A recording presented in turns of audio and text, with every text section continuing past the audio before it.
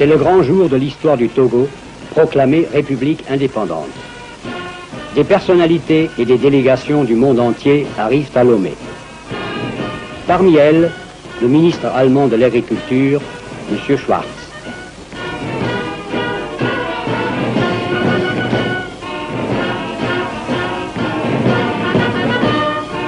Le ministre fédéral et son ambassadeur, M. von Turek, représentant la République fédérale, ont vite établi des contacts cordiaux avec les parlementaires togolais responsables de l'avenir politique du Togo.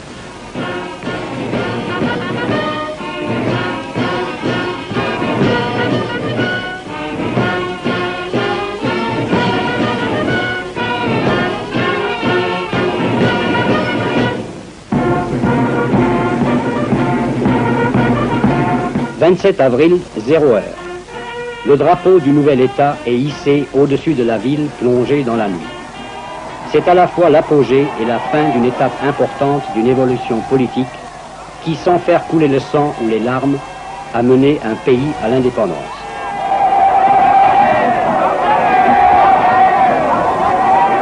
M. Sylvanus Olympio, Premier ministre du Togo, remercie dans son allocution l'Allemagne et la France qui, toutes deux, administrèrent le Togo dans un esprit d'entraide et de compréhension et non en puissance coloniale.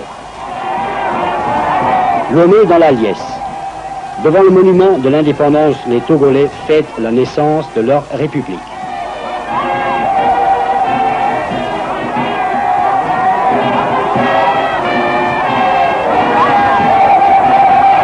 Le Premier ministre, rayonnant, salue ses hôtes et la foule délirante de ses joyeux concitoyens.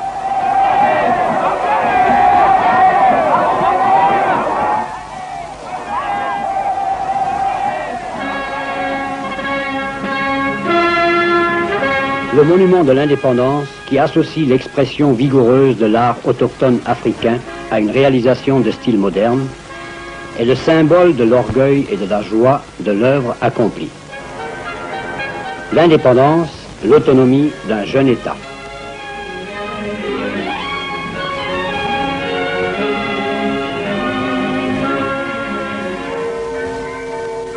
Le passé n'est pas oublié pour autant.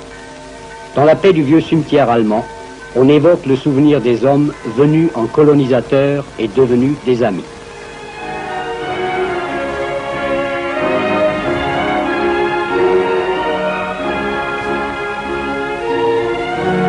Sur la tombe du gouverneur Köhler, qui administra la colonie de 1895 à 1902 et fut le seul haut dignitaire allemand à trouver son dernier repos en terre togolaise, le ministre fédéral, M. Schwarz, dépose la couronne du gouvernement fédéral d'Allemagne.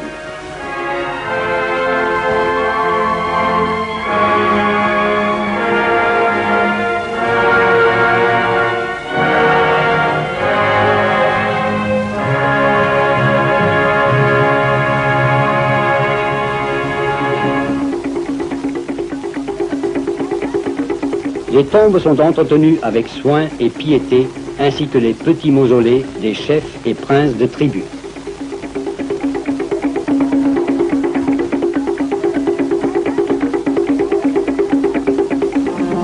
Devant l'édifice gouvernemental, la garde rend les honneurs. L'ambassadeur des États-Unis présente ses lettres de créance.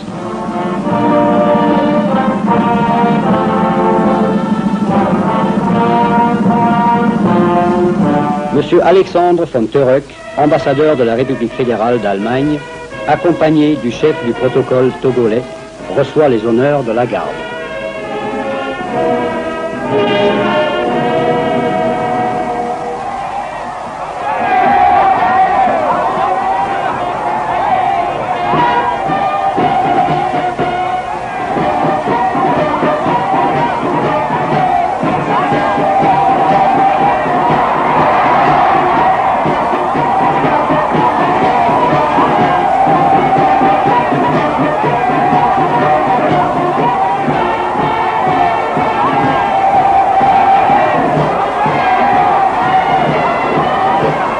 Des heures durant, les Togolais défilent devant leur premier gouvernement indépendant. L'armée est également présente à cette grande manifestation. Elle est encore modeste, et compte porter ses effectifs à 600 hommes au cours des années à venir.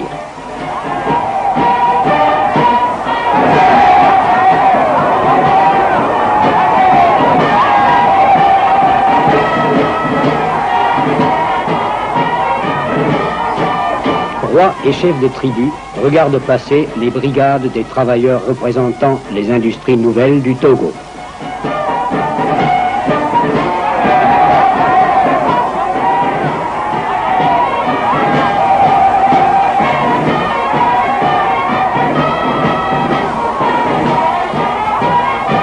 Et puis, voici les enfants, futurs citoyens libres d'un jeune et fier État.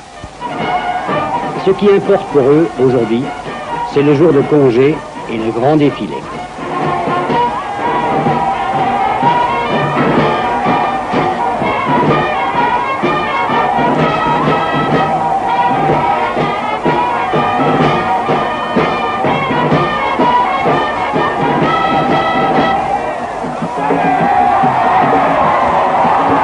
Après avoir parcouru les centaines de kilomètres qui séparent Lomé de leur province d'origine, parfois à la frontière du Dahomey, de la Haute-Volta ou du Ghana, les délégations des tribus arrivent avec toutes leurs pompes coutumières et rituelles qui émerveillent et même étonnent leurs compatriotes du Sud.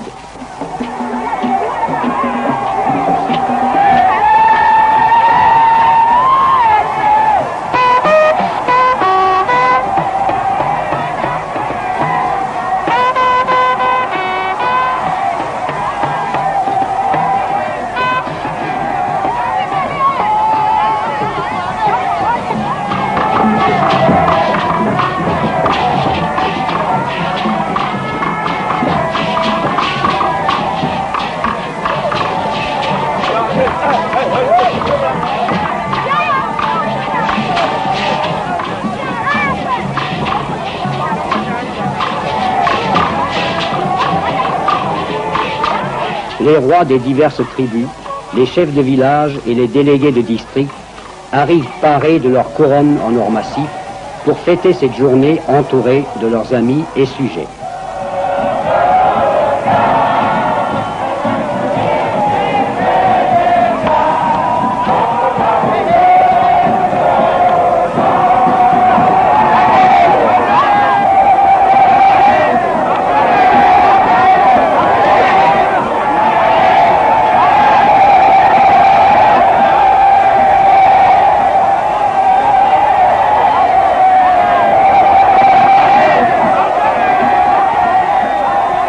Musiciens, danseurs et jongleurs ont l'occasion de déployer tout leur talent.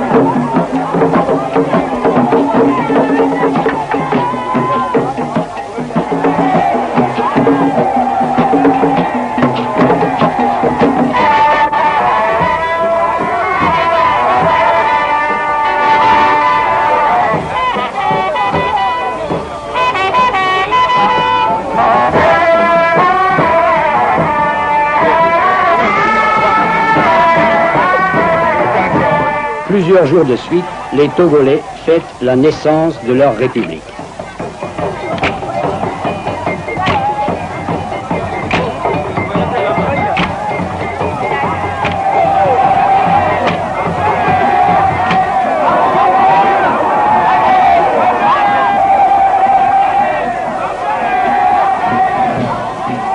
À une garden party, M. Sylvanus Olympio reçoit ses invités. Qui est cet homme appelé à guider les destinées du jeune État africain? Il a 58 ans. Il fréquenta des écoles allemandes, françaises et anglaises, fut étudiant à Londres et dès 1929, un des directeurs généraux de la grande société Unilever. Il quitta cette société pour se mettre au service de son pays natal, du peuple togolais, qu'il désire voir progresser et s'émanciper au sein d'un État moderne et indépendant. La tâche qu'il s'est proposé d'accomplir est ardue. Il aura à combattre la misère, l'ignorance et les superstitions. Il lui faudra une volonté de faire et une énergie à toute épreuve pour développer l'économie et mener à bien l'œuvre de civilisation de son pays. Pour remplir sa mission, il possède des atouts indéniables.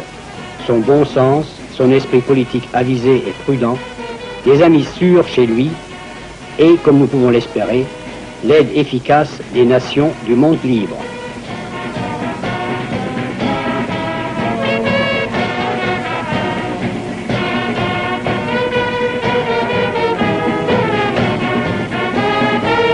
Mais aujourd'hui, les problèmes et les soucis n'ont pas été sortis des tiroirs du bureau ministériel. On jouit de l'hospitalité chaleureuse du Premier ministre.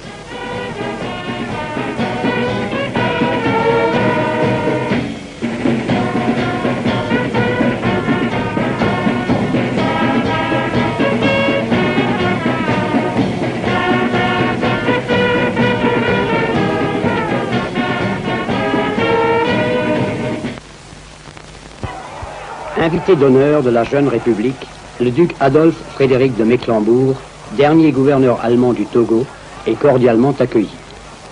Messager des associations fédérales allemandes de football, il présente leurs vœux et cadeaux aux sportifs togolais.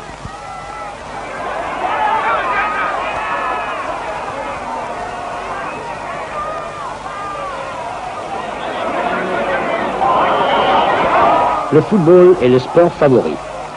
Il existe environ 80 associations officiellement reconnues et le 11 national du Togo a déjà remporté de belles victoires. Ici, en jersey rouge, il affronte l'équipe du Ghana.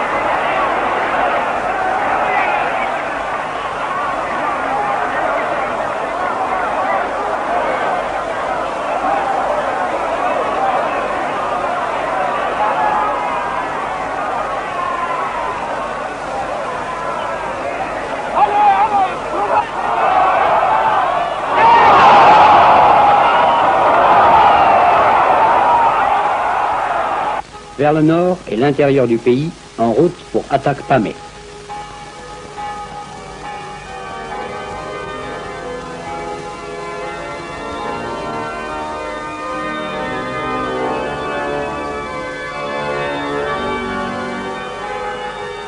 Dans la vieille église allemande, les catholiques viennent de célébrer une grand-messe en l'honneur de l'indépendance nationale.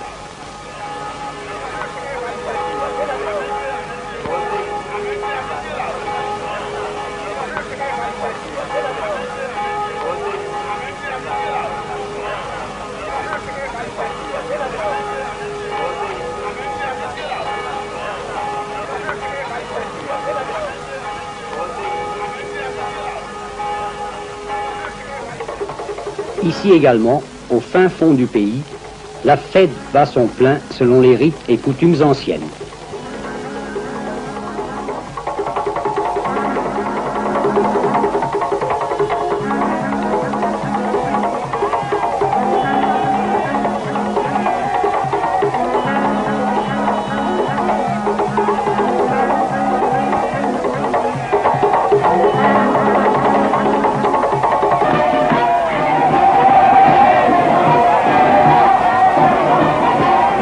À Amlamé, les gendarmes se régalent de chachlik rôti à la broche.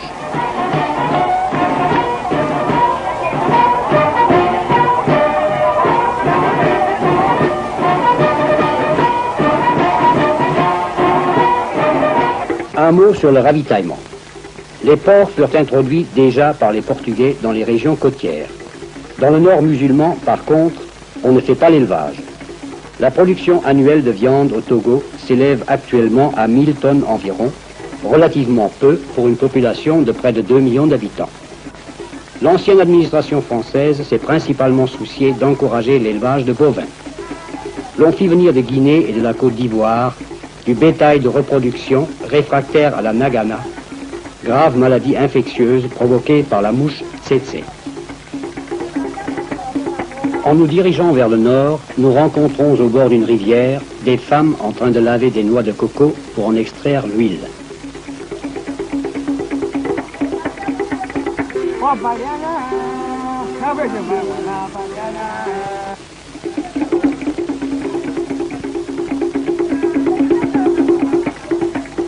Les plantations de cocotiers au Togo couvrent aujourd'hui une superficie d'environ 6250 hectares. La production a atteint 3520 tonnes en 1957. L'aliment de base des Togolais est toute une variété de céréales de l'espèce du sorgho. Cette culture est la plus étendue des exploitations agricoles. Ici, l'alimentation nous paraît un peu monotone et déréglée. L'ordinaire pourrait être amélioré. Cependant, il serait absolument faux d'imaginer les Togolais et d'autres peuplades et tribus de l'Afrique occidentale sous-alimentés. On compte 4000 calories en moyenne par habitant et par jour, ce qui est appréciable. Au marché, parmi d'autres denrées, se débite la canne à sucre. Aux abords du marché, voici une coiffeuse à l'œuvre. Avec art et dextérité, elle tresse les mèches de cheveux de sa cliente en petites torsades raides et effilées pour la rendre plus séduisante. Les professions artisanales, comme celles de tailleur, de menuisier, de serrurier, de cordonnier, sont établies avec les Européens. Partout aujourd'hui, l'on trouve des petites entreprises artisanales, comme ce chantier où l'on façonne des briques en terre glaise, comme au temps des ancêtres.